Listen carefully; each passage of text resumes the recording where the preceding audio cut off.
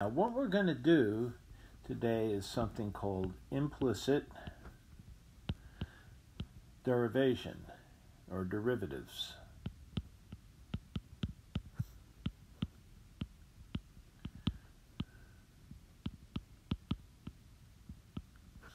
And I'm doing this in Adobe Sketch, which has a little better sketching resolution, so it should be a little neater than what I was doing before in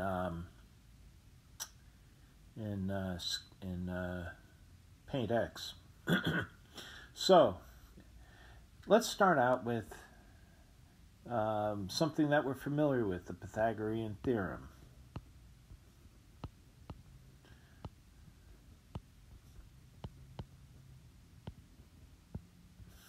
Now, what we've done up to date is explicit derivatives, and that would be if we took and solved for y here, which is y squared equals r squared minus x squared, and y equals square root of r squared minus x squared, and then we take the derivative dy dx, which is d dx of r squared minus x squared to the 1/2 power, and that is equal to 1/2 times r squared minus x squared to the negative 1/2 times negative 2x, and that's equal to minus x over r squared, the square root of r squared minus x squared. Now, implicit derivatives don't solve for y and isolate y on its own. What we do is we take the derivative and operate on the entire function as it stands.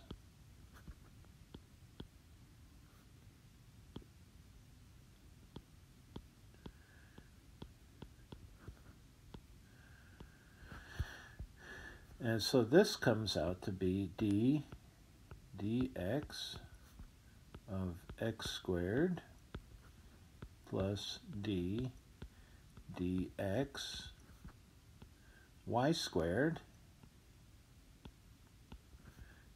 equals d dx r squared, but r is a constant, so we have d dx of x squared, which is 2x, plus d dy of y squared, which is 2y dy dx. And this is equal to 0, because the derivative of a constant is 0. Now we just solve for dy dx. So we have 2x, or 2y dy dx equals minus 2x. Well, the 2's, they cancel out, and we have dy dx equals negative x over y. But remember, y is equal to r squared, the square root of r squared minus x squared. So we have minus x over square root of r squared minus x squared.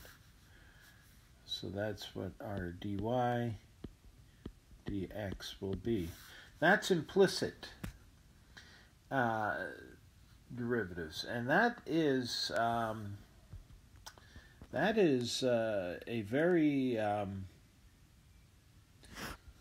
interesting way to take derivatives, because there are certain circumstances where the derivatives are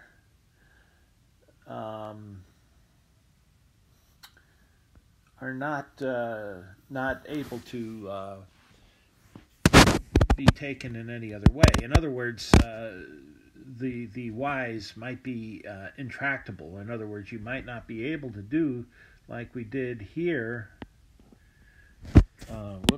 Here with y, where y can be separated and isolated. So I don't know if the best way to do that is, I don't know if there's a way of just mass erasing this.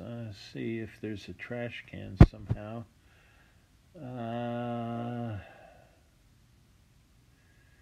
Geez, I don't see a trash can. It does that.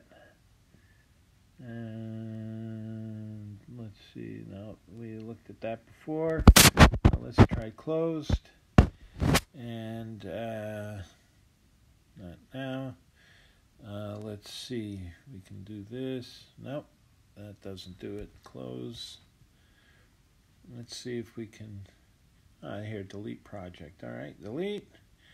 And I wonder if we can do the same thing. Delete project. There we go. Delete. So now we start a new sketch. Hey, this is working. So we're doing implicit derivatives. So let's say we have a function like 10. Whoops, I'm sorry. Let's pick the better pen. I like this.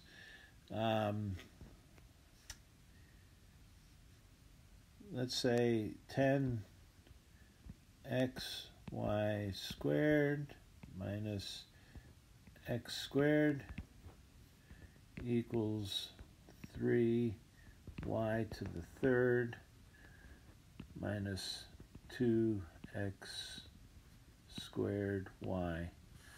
And now here, this would be quite difficult to find dy dx, because we can't separate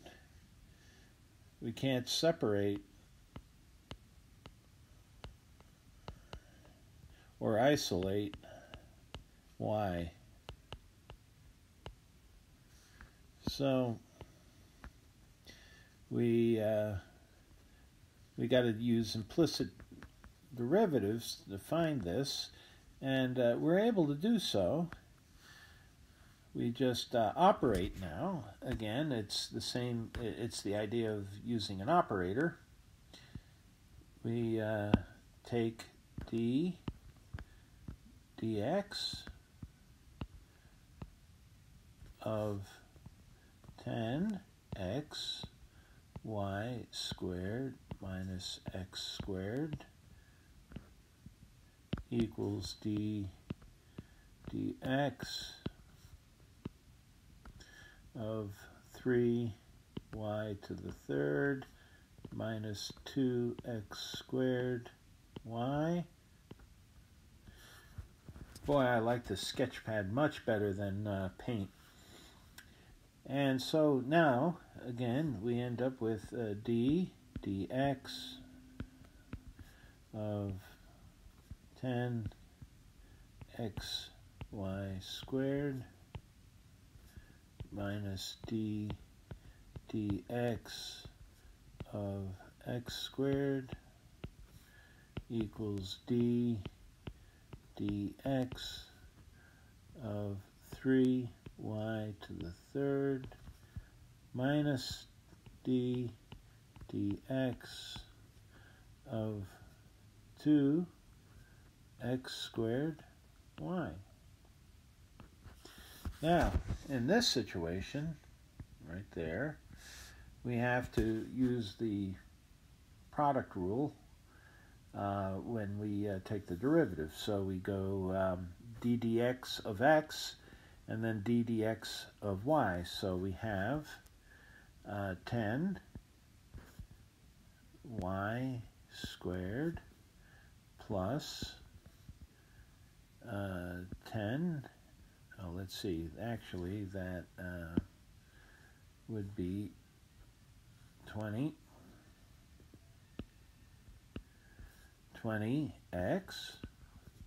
y dy dx. This is minus, we got to make sure the minus signs are clear, minus d dx of x squared, which is 2x, and that's equal to, again, now we have the variable y. Whoops, what did I do? Something weird there. Oh, I can accidentally rotate the screen. So there we go. I didn't mean that. All right. Now let's get back to where we were. That would be 9y squared dy dx minus, again, we got a mixed one. So we have 4x y and minus 2x squared dy dx.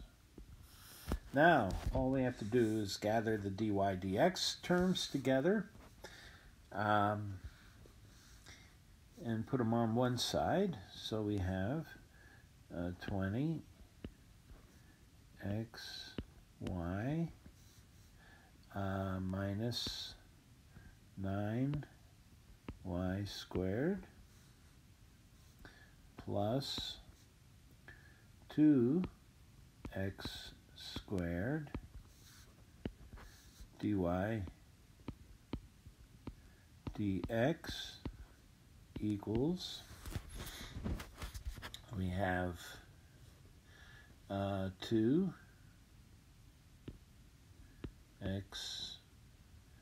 minus 10y squared minus 4x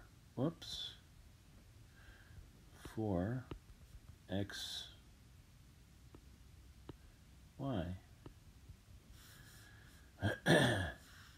Now, all we have to do is do dy dx equals 2x minus 10y squared minus 4xy divided by, whoops, that wasn't so good, divided by 20xy minus 9y squared plus 2x squared. And that is our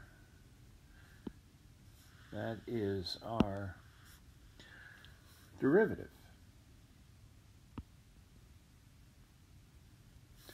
Right there in this box. Now the interesting thing here is, because we can't find an explicit expression of y we end up with y's in our solution. And if we knew what y was, we could substitute y into the function.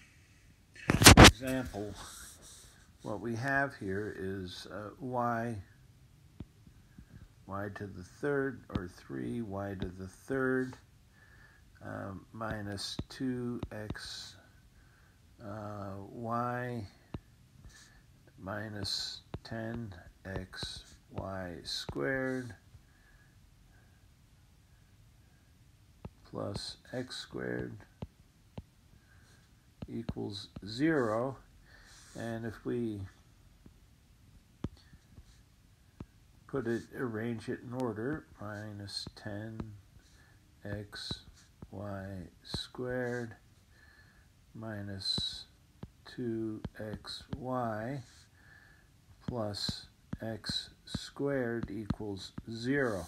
Now, if we were able to solve for y in this, we could then substitute that up into here. But this is not easy. We would have to be able to solve that equation, and solving that equation is not going to be a very easy matter. Maybe we could factor it, I don't know. But at this point, what we do know is that this is the derivative, and if we knew y, we would be able to find the derivative exactly in terms of the variable x. But again, this is not something that we're going to really be able to do readily. I'm not even sure if this thing is solvable. So, but at least we're able to get the derivative. So that's an idea, the idea between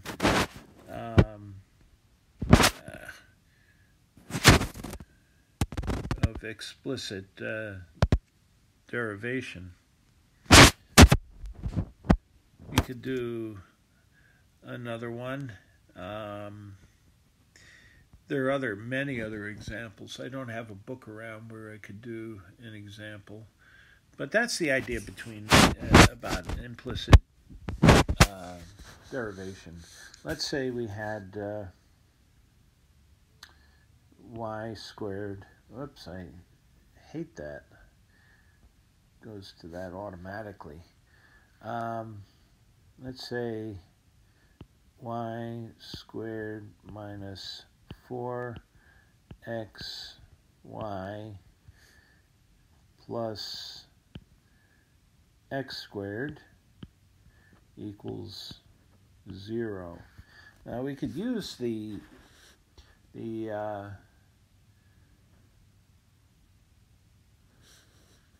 formula here for this y equals minus b over 2a plus or minus 1 on 2a b squared minus 4ac to solve this, and that's what we could do to isolate y and then find the derivative of y. In this case, there would be two solutions because we have a square. So we treat x as if it were as one of the constants. So we have y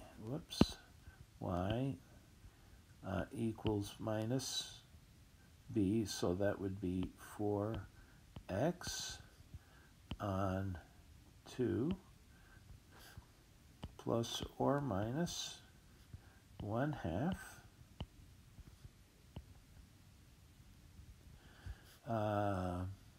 16 x squared minus 4ac, so minus 4 x squared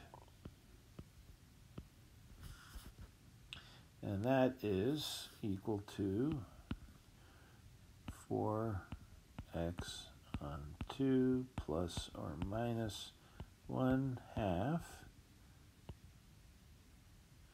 And that would be 12x squared, which is equal to 4x on 2 plus or minus 1/2. Now this is, we can bring out an x, and we have square root of 12, which is 3 times 4. So that would be equal to 2x plus or minus x on 2 times 2 square root of 3, and that's equal to 2x plus square root of 3x, or 2x minus square root of 3x. And that would be equal to 2 plus the square root of 3x and 2 minus the square root of 3x. So we have explicit values for y now equals 2 plus square root of 3x, and y equals 2 minus square root of 3x. And so we can now take our explicit derivatives, just erase all this, because I don't want to get rid of everything we've done. Alright, maybe the finger is the fastest way. So let's take explicit derivatives.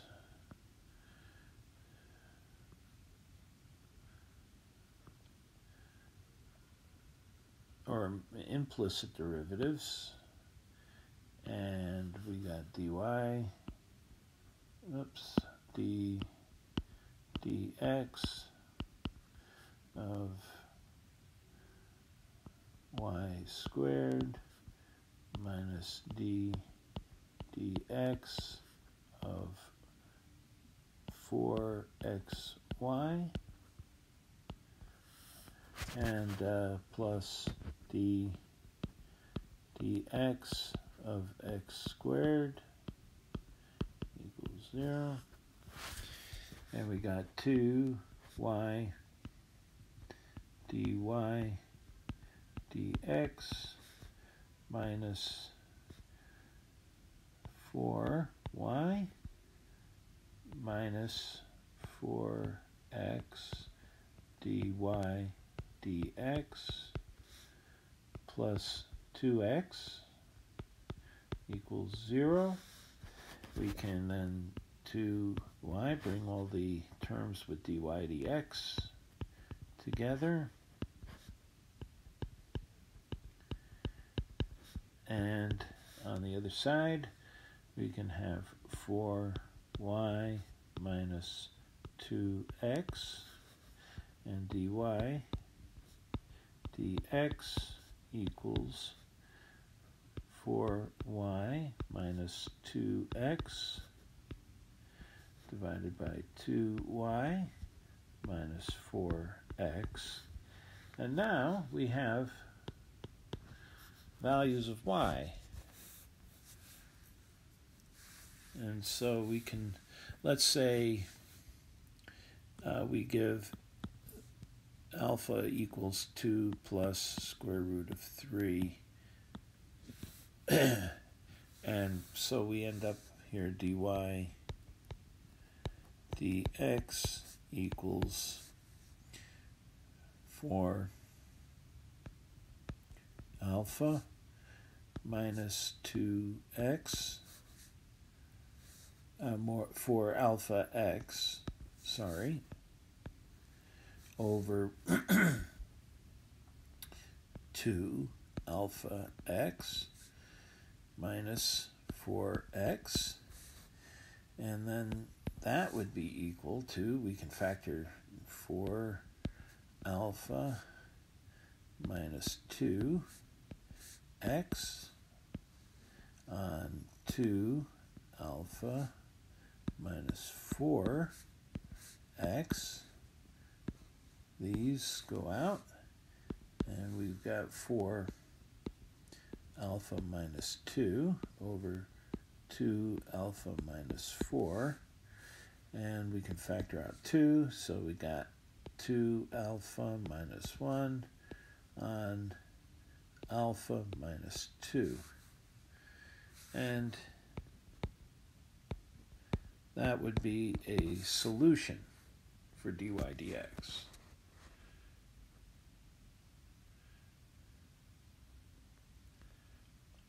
Kind of strange, but that would be a solution for that, because we have a value for y that because we solved it using the binomial formula, or quadratic formula, the quadratic formula, not binomial. And then we could also find an alternate solution with the other value of y that we put in there, and we can solve that. So yes, we do in fact have a way of being able to solve this one in explicit terms of dy dx, but it's not often like that. And this we took the derivative implicitly, and then we went back and solved the final solution, by substituting the values of y that we had worked out earlier. Sort of like with the Pythagorean Theorem, where we said x squared plus y squared equals r squared, and then we had y equals square root of r squared minus x squared, and then we put that back into the equation for dy dx, and we ended up with negative r squared minus x squared. But that's a in that case we had a variable x that remained in the solution. In this case, in this particular example, which was totally made up, we were able to it turned out that x canceled out right in this term here, and so we end up with a constant, in fact, which is kind of an unusual situation. Dy dx would be equal to 2 alpha, which would be 4 plus 2 square root of 3 minus 1, and we have 2 minus square root of 3, or plus, I guess we had plus, minus 2. So in this case we would have 4 minus 1, so we have 3 minus 2 square root of 3 over square root of 3. And we might want to be able to take that down further. We have square root of 3 minus 2. So that would be dy dx. Kind of a interesting solution. So anyway, I think you got the idea. We could do one more example of implicit derivation. Whoops.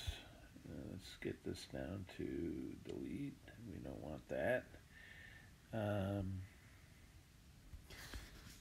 Let's say 4xy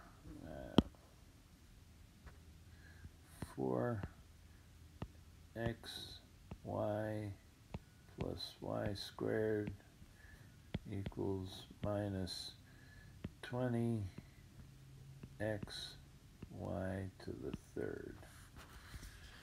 And we want dy dx, so we go d dx of 4xy plus d dx of y squared equals minus d dx of 20xy to the third. And now we just apply our derivatives formulas, our product formula. We end up with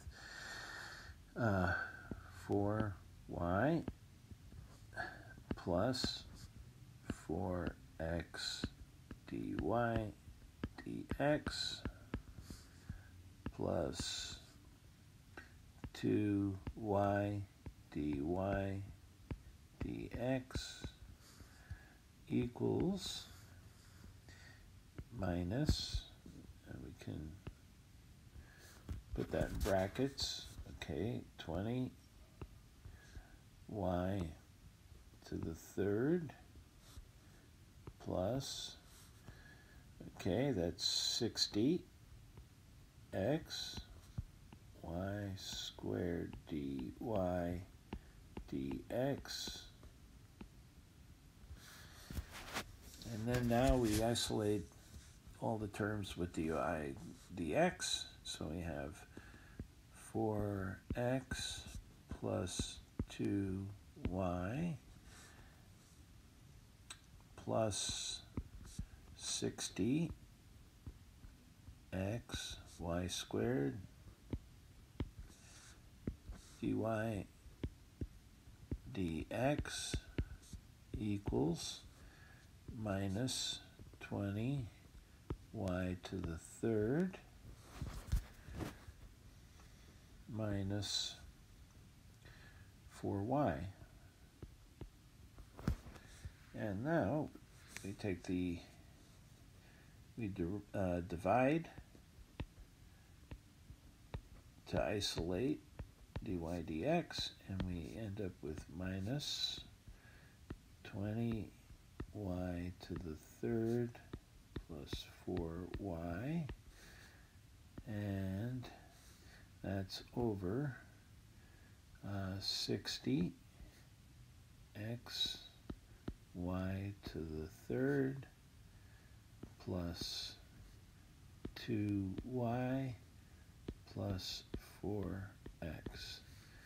And that's our derivative right there.